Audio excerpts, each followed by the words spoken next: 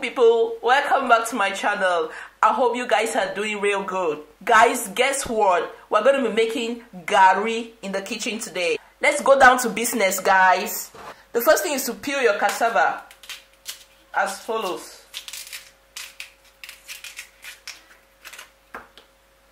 This is how I do mine. A little bit of a cut, and then I lift up the skin with a knife. Very easy.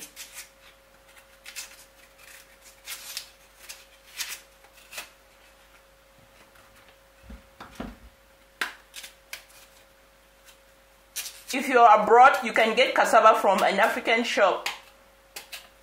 I think they are readily available there.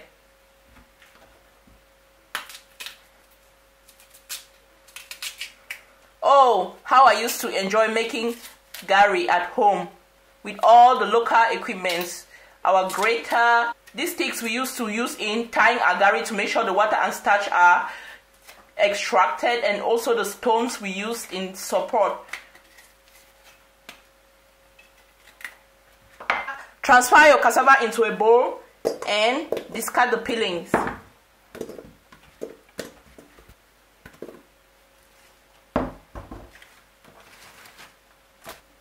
The next thing is to wash your cassava.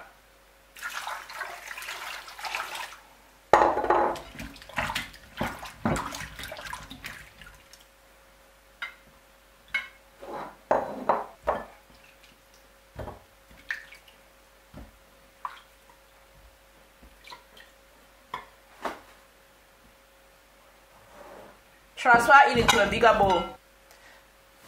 The next thing to do will be to open up the cassava like this. Try to remove the thread-like part in the middle.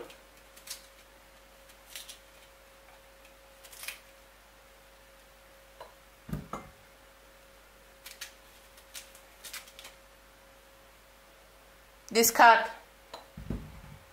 Do same for all your cassava.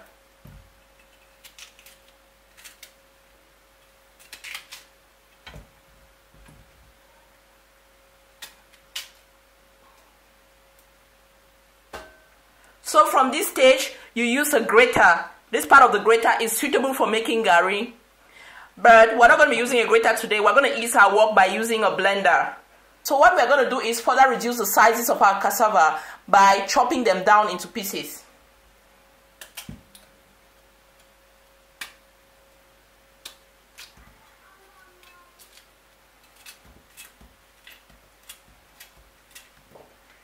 The next thing will be to blend. You want to obtain a coarse texture, not really that smooth. Push your cassava in a blender.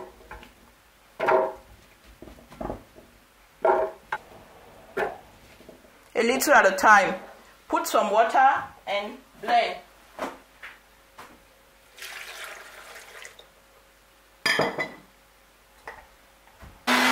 Transfer this into a bowl and blend the rest of your cassava. So this is our blended cassava. I told you it's not finely ground, it's coarsely ground. So the next thing will be to get some cheesecloth. If you don't have a cheesecloth, you can actually use a clean kitchen cloth. Get a bowl just to act as a support, and then you place your cheesecloth over the bowl. Gradually transfer your ground cassava and squeeze out the water.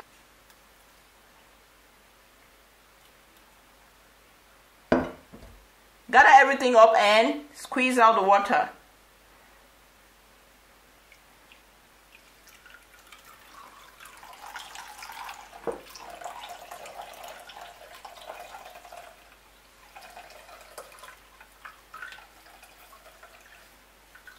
Continue to squeeze till you are certain that a lot of your water has been extracted. This is what we have now. It is dry, but not fully dry. Gather the cheesecloth. Use something like a stick or a spoon. You can use a stainless steel spoon. Wrap it around your cheesecloth like this. Wrap your cheesecloth around it like this.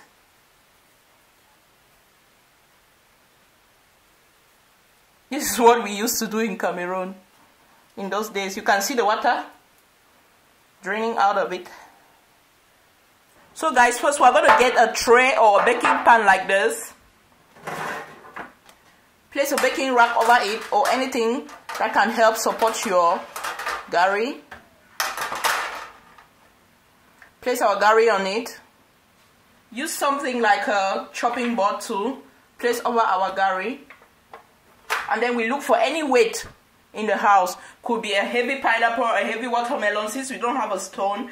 Or I'm going to be using water filled in a bucket as my weight because the bucket has a lid. So that really helped drain out water from my ground cassava because we want everything as dry as possible.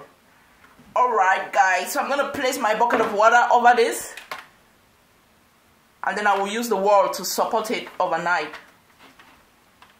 You just have to improvise because we don't have everything readily available. See you guys tomorrow. Bye bye. Guys, another way to tie your garri or to ensure that it's well dry is to get ropes like this and two long sticks like this. Also, you could add other sticks like this to support the sides of your garri. The first thing is to attach the ropes at the end of two of your sticks.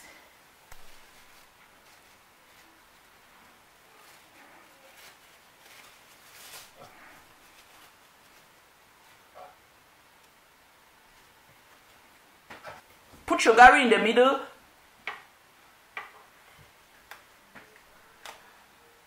Press everything down and tie the other end. Fasten in such a way that water begins to drip.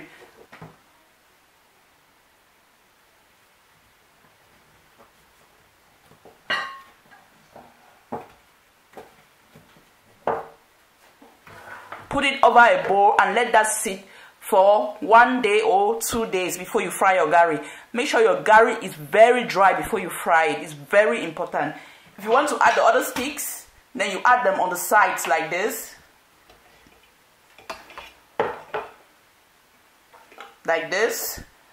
And then you use your ropes to fasten the sides like this and here. That will help your garri to dry up faster. I hope you see how this is built clearly. This is how we used to do it in Cameroon. Or you could use the other method I told you, but make sure that your weights are really heavy. Alright, we're going to untie this and sieve.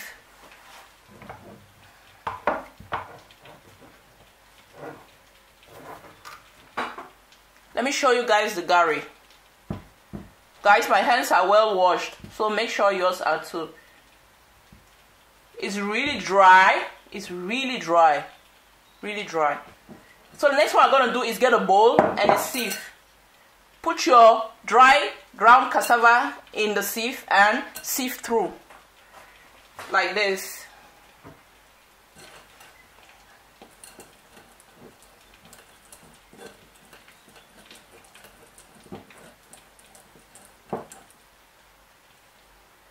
Scatter everything up.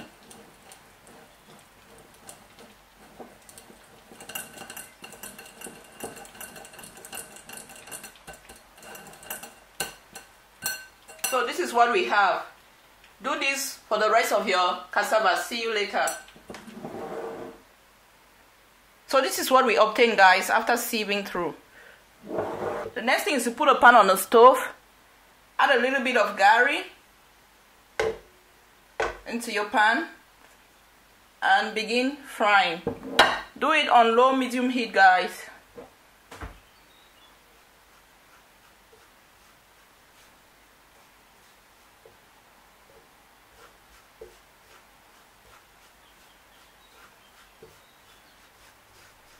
So guys, our garri is gradually coming together. The next thing we're going to do is add a little bit of oil.